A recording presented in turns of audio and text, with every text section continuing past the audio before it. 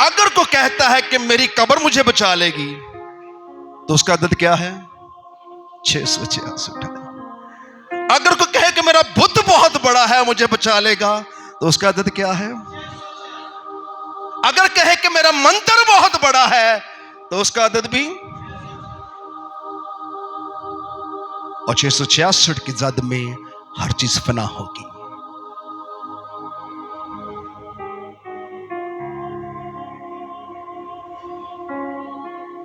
We are the temple of the God. Hallelujah. हम खुदा का मक़दस हैं। हम खुदा का मक़दस हैं। जिंदा खुदा यहां रहता है। खुदा ने हमें ऐसी बरकत दी है कि हमें इस अदद से उसने हमें शक्ल निकाल लिया है। क्योंकि जिसका जिस चीज पर ईमान है उसका अदद 666 है, लेकिन जिस पर हमारा ईमान है उसका अदद खुदा का अदद है। Hallelujah, hallelujah. जिसके कान वो सुने कि रूह कलीसियाओं से क्या फरमाता है। हमें ये इबादत ढीले हाथों से नहीं करनी चाहिए। हमारी तो पुश्तें बदल दी हैं। हमारा तो खुदा जमीन के खुदाओं जैसा नहीं है, वो अलग है। मिस्र के अंदर जब खुदा ने अपना जलाल दिखाया, तो फराऊन जब अपनी नंगी तलवार जो कभी खाली वापस नहीं आई, तो अपनी फौजें बर्बाद कर आया बहरे कुलज़म में, जब वापस आया तो आकर अपनी बीवी को क्या कहता है, याद है? कहता है his God is his God. उसका खुदा उसका खुदा है और उस जैसा कोई नहीं है। जो कुछ मैंने देख के आया हूं वो दंग रह गया। वो खाली हाथ एक आशा के साथ 10 लाख लोगों को ले गया, और मैं उससे भी ताकतवर फौज लेकर उसके पीछे गया और मैं खाली लौटा हूं। क्योंकि उनका खुदा उनका खुदा उनका खुदा तेरा खुदा मेरा खुदा जिंदा खुदा है। अगर यीशु का आदत भी 666 होता तो वो मुर्दों में से ना जी उठता।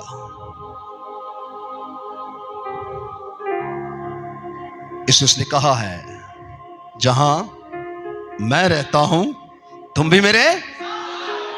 ललकार के बोलते कुर्सी तोड़ देते, मजा आना था। जहां मैं रहता हूं तुम भी मेरे साथ रहोगे। कोई वादा करता है ऐसा? कोई जमीन पर महमूद है ऐसा? कोई अपने साथ बिठाता है? कोई अपने पास बुलाता है? आपकी उम्मीद जिंदा खुदा है। आपका अदद इंसान का अदद नहीं रहता। कहता तुम फरिश्तों की मानद होगे। हालेलुया। तुम हवा में उड़कर उसका इस्तकबाल करोगे। तुम जमीन पर नहीं बल्कि आसमान पर रहोगे। जहां मैं रहता हूं तुम भी मेरे साथ रहोगे। मैं जाता हूं तुम्हारे लिए कोठरियां तैयार करता हूं जहां मैं रहता हूं, ताकि तुम भी मेरे साथ रहो। क्या हमारा आदत 666 है? आपका आदत बदल दी। आपका जिंदगी, आपकी सारा कुछ यीशु ने बदल दिया। पतरस मछेरा था। यीशु ने कहा अपना सब कुछ छोड़कर मेरे पीछे हो ले। आप में और पतरस में यह फर्क है कि आप सब कुछ नहीं छोड़ते। यहां उसका आदत बदलेगा जो सब कुछ छोड़ता है। सो पतरस ने अपनी नाव, अपने जाल, अपना खानदानी बिजनेस छोड़ दिया और यीशु के पीछे हो लिया। उसका पहला कदम ने उसका आदत बदल दिया। हालेलुया। यीशु ने क्या कहा? पहले तो क्या था? तू माहीगीर था, तो दुनिया के लिए मछली पकड़ता था। मैं तुझे आदमगीर बनाऊंगा। Hallelujah, hallelujah, hallelujah, hallelujah. पतरस बदल गया। क्योंकि उसका खुदा उसको बदलने की ताकत रखता है।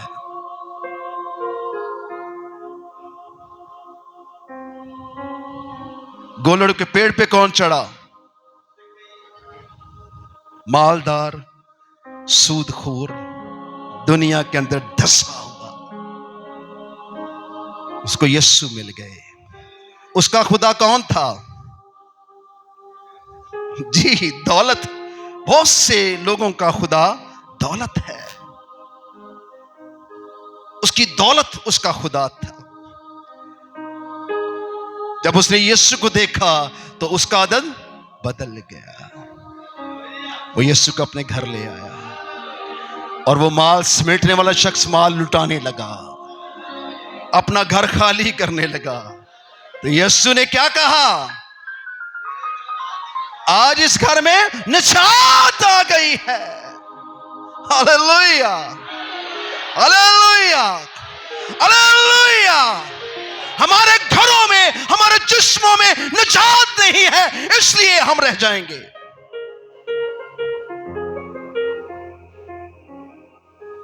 आपको बदलना है। मैं नहीं बदलूंगा, ये कलाम आपको बदलेगा। ये कभी खाली वापस नहीं आता है। मेरा ये ईमान है, मैंने देखा है, ये सब कुछ बदलने की ताकत रखता है। ये भेष नहीं, ये सब कुछ बदल देता है। इससे पहले कि दुनिया में ये भयानक दिन आए, अगर आपने यीशु को आने दिया, वो हर रोज कहता है आप में से सबको कि मेरे लिए दरवाजा खोल दे। आप कहते हैं मुझे बड़ी फिक्र है सारे दिन की, उठने बैठने खाने पीने की क्या है? फिक्र है। कहता हवा के परिंदों को देखो, ना बोते हैं ना काटते, मैं जो आसमानी बाप उनको खाने को देता हूं। जब हम आसमान के खुदा को बाप कहते हैं तो आजमा कर देखें, किसी चीज की कमी ना रहेगी। Hallelujah, hallelujah. एक दौर आने वाला है, वो आपको पकड़ लेगा। फिर आप क्या करेंगे? आप गैर कौमों के खुदाओं को मानने पर मजबूर हो जाएंगे। और अगर आपने पहले से तैयारी कर ली तो आप हवा में उड़ जाएंगे। आप कहां उड़ जाएंगे? कहां पर? कहां पर? कितने लोग उड़ना चाहते हैं? तो याद रखिए, यीशु के पीछे चले। उसने कहा राह, हक और जिंदगी तो मैं हूं, कोई मेरे वसीला के बगैर बाप के पास नहीं जा सकता। ये बहुत मुश्किल थोड़ा सा लगता है, लेकिन बहुत सादा है। मैं आपको एक मिसल से समझाता हूं। नूह की कश्ती का पतवार लगी हुई थी कि किधर मुड़ना है, दाएं बाएं। कोई हैंडल था उसका, कोई मोटर, कोई चप्पू, कुछ था? कुछ नहीं था। उसने खुदा का हुक्म माना और कश्ती बना डाली, एक विशाल जहाज बना डाला जिसमें जानवर, परिंदे, खुराक, इतना कुछ उसने भर दिया। और फिर खुदा ने उसका दरवाजा क्या कर दिया? बंद कर दिया। अब उसको कौन चला रहा था? हालेलुया, कौन चला रहा था? क्या उनको कुछ हुआ? तूफान ने उन पर असर किया, वो टूट गई, वो बर्बाद हुए, वो किसी चीज से टकरा गए, किसी चीज ने उनको तोड़ दिया। ना तो उसके अंदर हैंडल था, ना चप्पू था, ना पतवार थी, कोई चीज नहीं थी जो उसको मूव कर सके, संभाल सके। तो किसने संभाला? पूरी कायनात जमीन के खिलाफ हुई थी, मगर नूह की कश्ती पर खुदा का हाथ था और हवाएं खुदा का हुक्म मान रही थी और उस कश्ती को सेफ करके चला रही थी। हालेलुया। मैं भी आपकी तरह ढीला ढीला हो जाता हूं। हालेलुया। कदी कदी आना तो बहन जी कहना हालेलुया, हालेलुया। यीशु के खून में, यीशु नाम में सो आज हम सब इब्लीस के कब्जे में फंसे हुए हैं। जोर मारिए और निकल आइए। हर रोज खुदा के साथ गुजारें। हालेलुया। उसकी हमदो सना करें, उसकी तमजीद करें, उसकी इबादत करें, उठते बैठते उसकी हमदो सना करें, उसके साथ जिंदगी बसर करें। आपका अदद तब्दील है, अब दुनिया के नहीं बल्कि कहां के हैं? आसमान के हैं। कौमें दंग रह जाएंगी जब मसीही उठाए जाएंगे। कौमें परेशान हो जाएंगी कि ये कौन थे, लेकिन उस वक्त इब्लीस पूरी दुनिया को कंट्रोल कर चुका होगा। वो इस बात को कहेगा कि भूल जाओ जो कुछ हुआ है,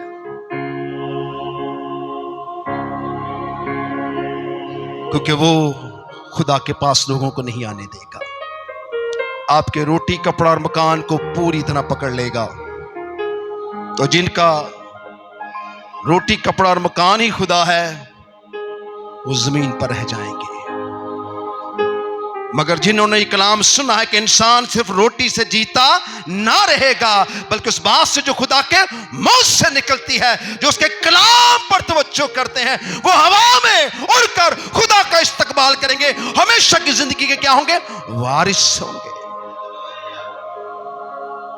इसलिए उसने कहा, जाओ पूरी दुनिया में जाकर इंजील की मुनादी करो, उन्हें बाप और बेटे और मुकद्दस के नाम से बपतिस्मा दो। तौबा करें, बपतिस्मा लें, क्योंकि घड़ी आ चुकी है। और अगर आज तक आपने तौबा नहीं की है, और अगर तौबा करके भी आप दुनिया के हैं, तो निकल आए। ये आपकी तैयारी है। मिस्री कौम जब इस्राएली कौम जब मिस्र से निकले, तो शायद उन्होंने बहुत से खाना जमा किया होगा। वो नहीं जानते थे कि आगे चलकर क्या होगा। कुछ अरसा के बाद सबके पास खाना खत्म हो गया, तो सब क्या हो गए?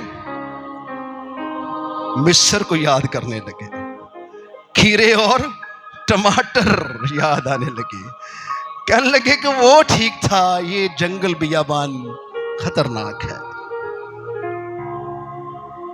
पर जब मन आसमान से बरसा, तो फिर दंग रह गए कि जो हमें निकाल के लाया है वो यहोवा, वो मुहैया करने की कुदरत रखता। वो जो दरियाओं और नालों का पानी पीते थे, खुदा ने खुश्क चट्टानों से उनके लिए चश्मे जारी कर दिए, क्योंकि वो खुदा के साथ थे। 40 वर्ष ना उनके जूते टूटे, ना उनके कपड़े फटे, ना किसी शेर या जानवर ने उनको खाया, ना किसी कौम ने उनको लताड़ा, और ना दुश्मन उन पर गालिब आए, बल्कि 40 वर्ष खुदा उनके साथ रहा। रात को वो बादल सतून बन जाता और पूरी कौम को रोशनी देता, और दिन को वो सायादार बादल बन कर उनके साथ रहता। ऐसा महमूद दुनिया में कहीं नहीं है। मुबारक हैं आप सब लोग जो ऐसे खुदा की इबादत करते हैं। कुछ लोग शायद बेजार हो जाते हैं कि खड़े रहना पड़ता है। शायद हम खुदा की ताजीम नहीं करते हैं। जब आपके अंदर खुदा की ताजीम होगी, तो ये सब चीजें आपको बरकत देंगी। जब हम खुदा की इबादत तो प्रस्तुत कहते हैं, कहता है अगर तू मेरी इबादत और प्रस्तुत करेगा, तब मैं तेरे रोटी पानी पर बरकत दूंगा। तेरे घर से, तेरे जिस्म से बीमारी जाती रहेगी, तेरे इलाके में कोई बांझ ना रहेगी, तेरे मुल्क में सूखा ना पड़ेगा। आप पूरी उम्मत के लिए, पूरी दुनिया की कौमों के लिए बरकत का बाइस है। मैं घर कौमों को जब दुआ करता हूं, मैं उनका हाथ पकड़, मैं अगर तेरे लिए बरकत चाहूंगा तो तुझे मिलेगा, क्योंकि मैं जानता हूं कि मैं बरकत का वारिस हूं। आप भी उसी खुदा के लोग हैं। कलीसिया यीशु की क्या है? दुल्हन से बड़ा रिश्ता क्या है?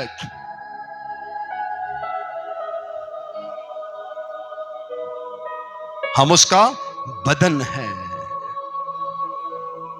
कलीसिया यीशु का क्या है? बदन है। तो अगर इस बदन में खुदा नहीं है तो कितनी भयानक बात है। बदलें अपने आप को, मत सोचें कल की बाबत। कलाम कहता है कल का दिन अपनी फिक्र आप करेगा। जैसे नूह की कश्ती का फिक्र हवाओं ने की, खुदा की रूह ने की, और वो अपनी मंजिल पर पहुंची और उसे जर ना पहुंची। अपनी कश्ती को खुदा उनके सुपुर्द कर दें। वो आपको जिंदगी के तमाम शहरों में ले जाएगा और आपको जर ना पहुंचेगी। यहां जो कुछ लिखा था ये एक इल्मियत का कलाम था, लेकिन खुदा के रूह ने इसके रूहानियत में तब्दील किया है।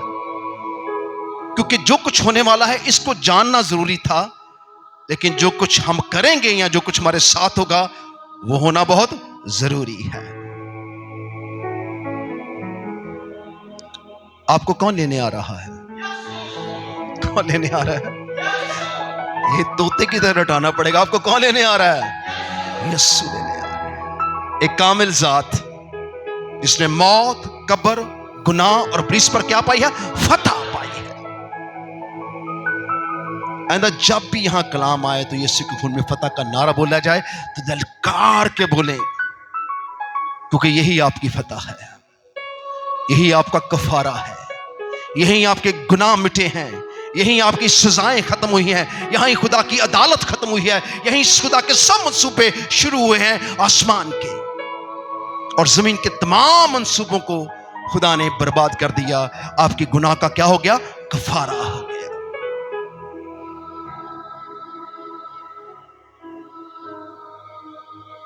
सो जो प्रस्तुत हमें करनी चाहिए हम नहीं कर पाते, वजह इब्लीस आपको नहीं करने देता।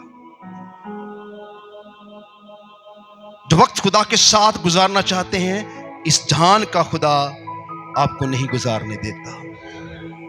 तो इसमें से निकलें, थोड़ा सा जोर मारें और देखें आपकी जिंदगी बदल जाएगी।